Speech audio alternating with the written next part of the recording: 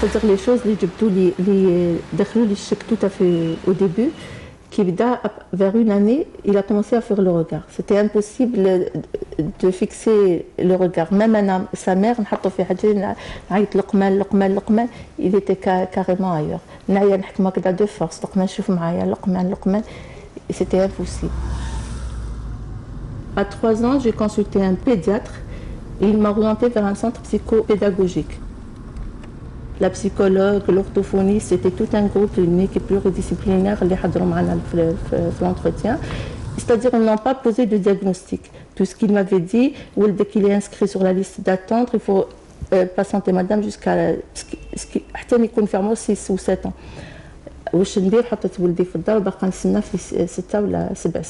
Et pendant tout ce temps,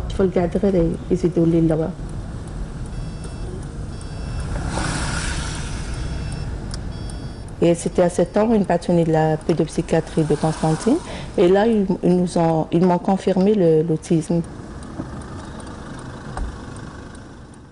Après des années, j'ai rencontré la même psychologue qui avait fait l'entretien, qui a dit madame, j'avais peur de me prononcer. Elle avait peur de se prononcer.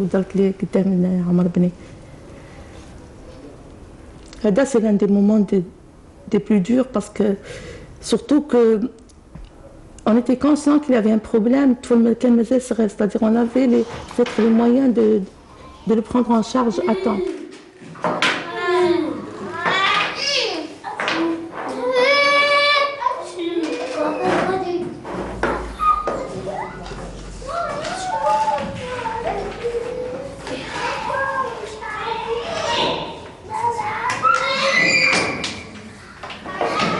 La création de l'association, ce n'était du tout pas mon idée. Les parents, c'est-à-dire la pédopsychiatrie, parce qu'on voulait une prise en charge pour nos enfants, par hasard. Les gens voulaient créer une association et c'est tout à fait normal que j'étais intéressée. En voulant, c'est-à-dire nommer un président, un parent a dit voilà, je propose à madame d'être présidente et j'ai dit tout de suite oui. Je ne connaissais pas ce que c'était une association, je ne savais pas comment créer une association, je n'avais même pas consulté mon mari pour demander la permission. En rentrant chez moi, il m'a dit, je lui ai dit voilà, j'ai été proposée présidente et j'ai accepté. Il m'avait répondu, il fallait au moins choisir autre chose, pas présidente. Et la création s'était créée en même pas 3 minutes. Tout le monde voulait être au bureau, tout le monde, c'est-à-dire voulait travailler. Et depuis, ça fait quand même 8 ans qu'on est sur le terrain.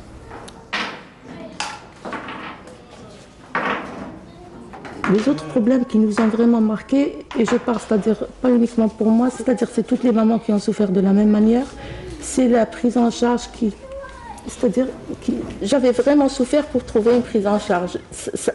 Il fallait quand même, c'est-à-dire garder quand même espoir. Peut-être que ça va changer, peut-être que le personnel, avec le temps, c'est-à-dire il faut et tout ça. Je m'excuse, mais je dois le dire quand même.